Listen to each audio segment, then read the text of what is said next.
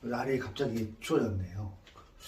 며칠 전인 11월 2일 대법원은 여수 금오도 아내 사망 사건의 남편에게 아내의 사망보험금 12억 원을 지급하라고 최종 판결했습니다. 1심에서는 아내의 사망보험금 청구를 기각했었는데 2심에서는 12억 원을 지급하라고 인정하였고 대법원이 이를 최종 확정한 것입니다. 이런 판결이 난 것은 아무래도 2020년 9월 24일 대법원이 남편의 아내 살인 혐의에 대해 최종적으로 무죄 판결을 내린 것이 이번 12억 원의 사망보험금을 남편에게 지급하라는 판결에 큰 영향을 미친 것으로 보이는데요. 그렇다면 2020년 9월 24일 대법원은 왜 남편에게 아내 살인 혐의에 대해 왜 무죄 판결을 한 것일까요? 사건이 있었던 2018년 12월 31일 2018년의 마지막 날로 가보겠습니다. 당시 남편과 아내는 혼인신고를 한 지 한 달도 안 되었고 실제 혼인한 지도 얼마 안 된 신혼이었는데요. 여자 나이가 당시 47세였으니까 그때 재혼이었다는 얘기도 있고요. 아무튼 그래서였을까요? 한 해의 마지막 날과 새해 첫날을 뜻깊게 하기 위해 여수 금오도를 남편과 아내가 찾으러 갔을 때요.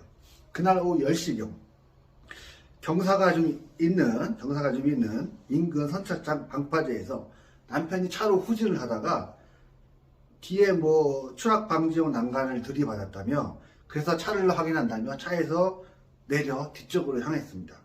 그때 차가 갑자기 경사로였으니까 아래로 굴러가 바다에 빠지면서 조수석에 앉아있던 아내가 차에서 빠져나오지 못하면서 바다에 빠져 익사한 것입니다. 사망한 것입니다.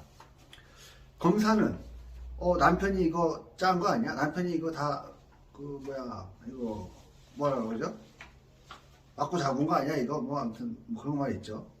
검사는 남편이 아내의 사망보험금을 노리고 차를 뒤에서 밀어서 바다에 빠지도록 해 남편을 살해했다는 이유로 남편을 기소를 했는데요.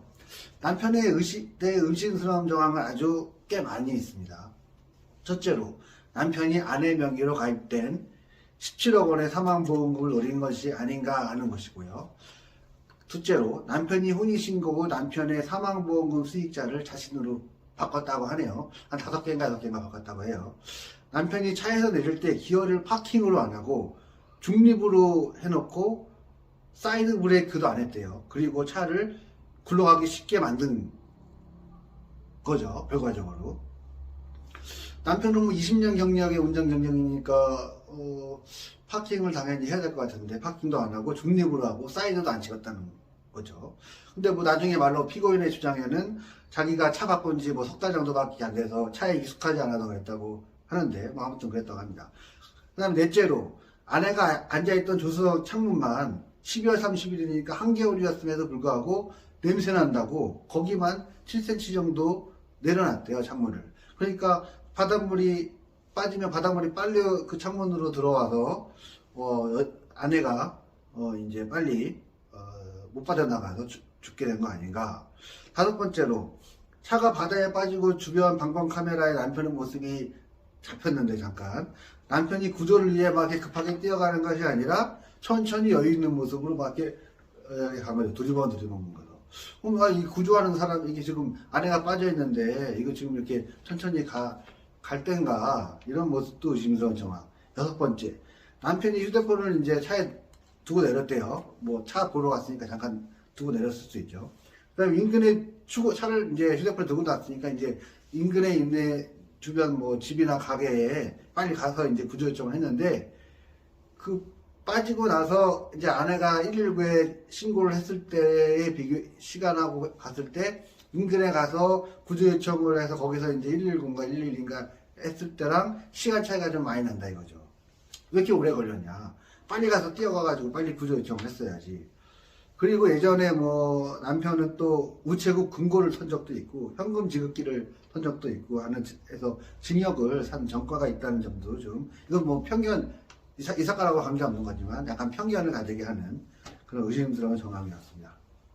이에 대해 이제 피고인은 아까 말했듯이 차를 N으로 하고 중립으로 하고 사이드 브레이크를 안 채운 건 내가 이 차 산지 한 석 달인가? 그 정도밖에 안 돼서 익숙하지가 않아서 실수한 거다.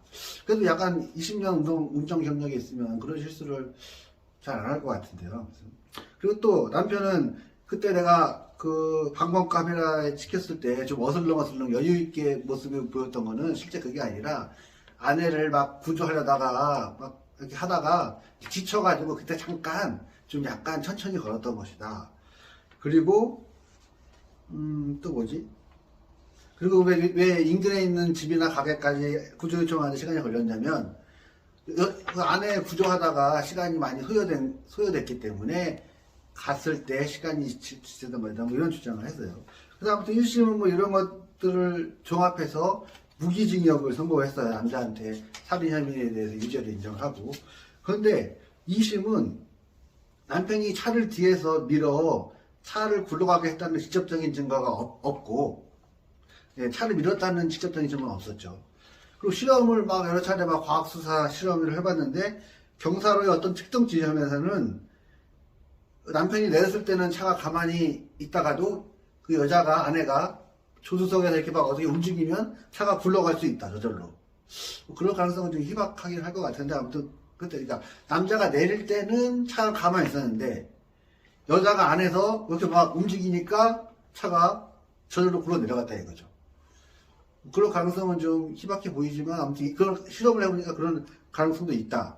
그렇기 때문에, 남편이, 아내를 살해하려고 했다고 단정할 수 없다. 그렇기 때문에 남편의 살인 혐의에 대해 무죄를 선고했습니다. 제가 드리는 말씀이 있죠. 합의배여 합리적 의심을 배제하기 어렵다. 그 남편이 살인 고의가 없었다는 것을 합리적인 의심을 배제하기 어렵다.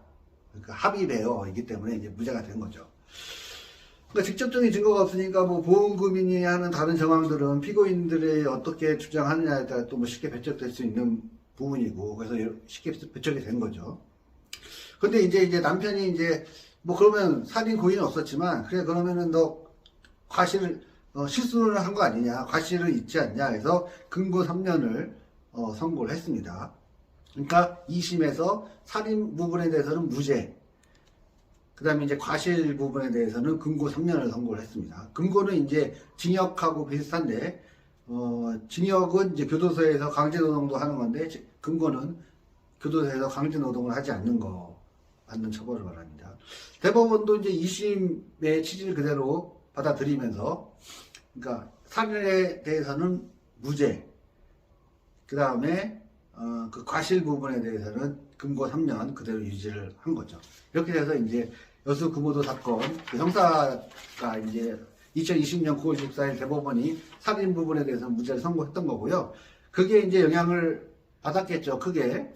그래서 이제 며칠 전인 11월 2일 대법원 그 사망보험금 청구 사건에서도 이제 남편한테 아내 사망보험금 12억 원이 최종 인정된 걸로 결론이 났습니다.